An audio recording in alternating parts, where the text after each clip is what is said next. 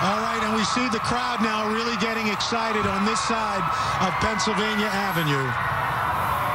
He's out of the car. He's facing the crowd behind them. This is right at the elbow of the turn that goes in front. You're in front of the Treasury Department.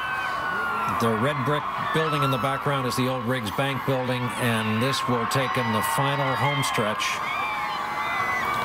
down a short section of Pennsylvania Avenue. And maybe the most easily defended part of this whole route, wouldn't you say? Maybe the most heavily defended piece of pavement in the entire city. That's a built-in guard shack in the background, and this section of road, since it was closed down, has been lined with cameras and guards. The White House gate, the first of the White House gates, will be coming up on the right side of your picture.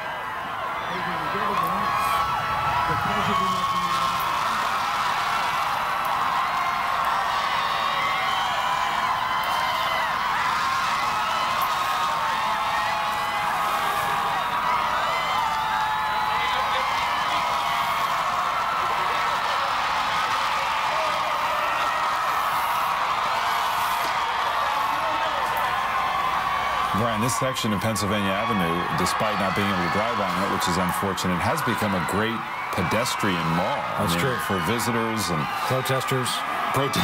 People playing street hockey. There's all kinds of things going on there. That's right. No pressure on Al Roker, but anything less than an interview here will be considered a failure. Oh, thank you very much. Well, I think we can pretty much assume that it's going to be a failure. To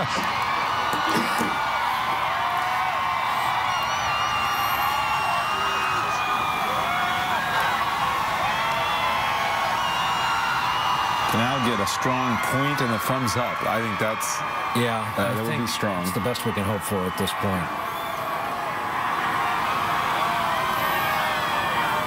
Well, I can see them. There he is. On 17th Street.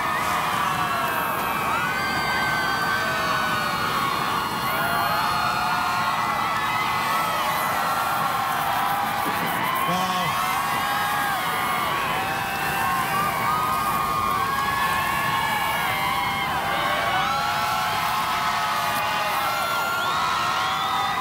There's Tamron Hall.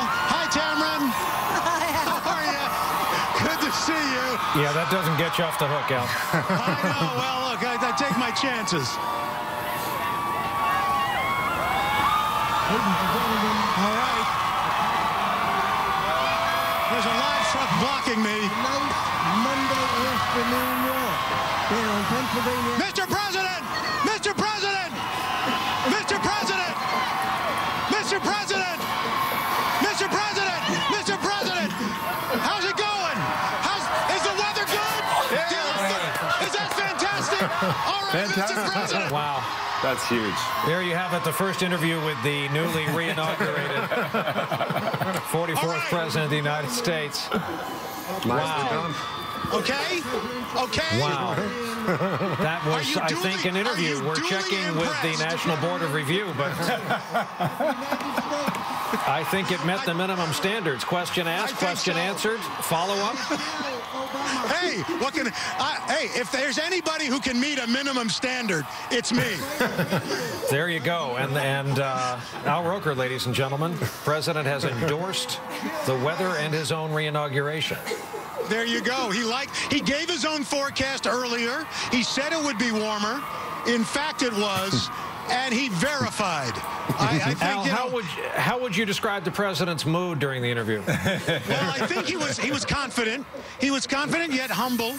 I think it was, all in all, I think one of his best of this young second term, Brian. Al Roker, ladies and gentlemen, fresh from his exclusive first interview with the newly re-inaugurated President Obama.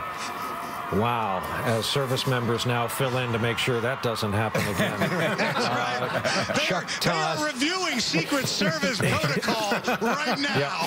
Yeah, we'll see in a couple of years. Chuck Todd and Andrea Mitchell are now coming into the heart of the order. This is the friends and family seating area, as both Chuck and Andrea mentioned earlier.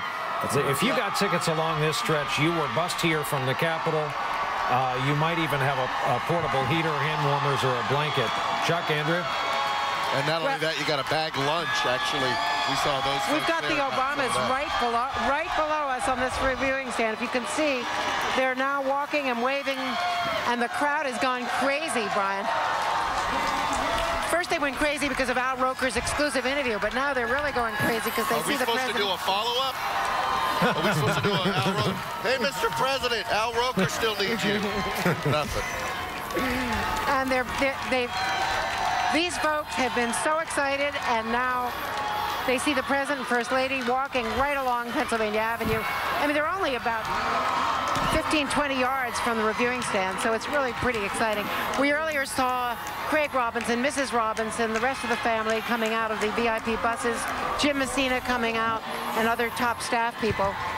And so the Obamas will go back into the White House, freshen up, and be in that reviewing stand. It's really pretty exciting. And talk about weather. I keep harping on this, but what a huge factor, because imagine the alternative. Imagine precipitation, cold that's any more biting than today. They're having such a palpably good time, in part because it's halfway to comfortable outside for a January afternoon in Washington. Tamron Hall, this is where the motorcade comes to an end. Hey, Brian, as you can hear the swell of the screams here, it's so interesting to see the First Lady and the President enjoying themselves. I'm not sure if you caught a glimpse, but there was a moment, there was a little bit of bounce in the First Lady's step. And at one point, I believe it was a Secret Service person who walked over to her, and she appeared to say, "No, I'm okay." But there literally was a bounce in her step just as they passed the review stand. And when you think about it, Dwight Eisenhower had a 4.5-hour parade. We've scaled back only 15,000 participants, but on a day like today, these people could stay out here for 6 or 7 hours and beat Eisenhower's record of 4.5-hour inaugural parade based on the enthusiasm and the perfect weather. So 15,000 participants, 8 floats, but there are 2 people, as you know, Brian, right now who matter most, and one of them has a huge smile and the other has a bounce in her step, and I don't have to tell you who I'm referring to. So it is incredible. This parade has gone rather smoothly, quickly, and based again on the weather, people could stay out here several more hours and put an end to the record held by the wonderful Dwight Eisenhower at the time, Brian. That's right. Tamron, thank you. It may be their mood may have heightened because they know they're close to home and they can go in a warm place, freshen up, and then come back out and take their position. We'd love to know who these individuals are that they're both pointing to, waving at, and making a big fuss over. We sometimes lack the direct camera angle to see who it is.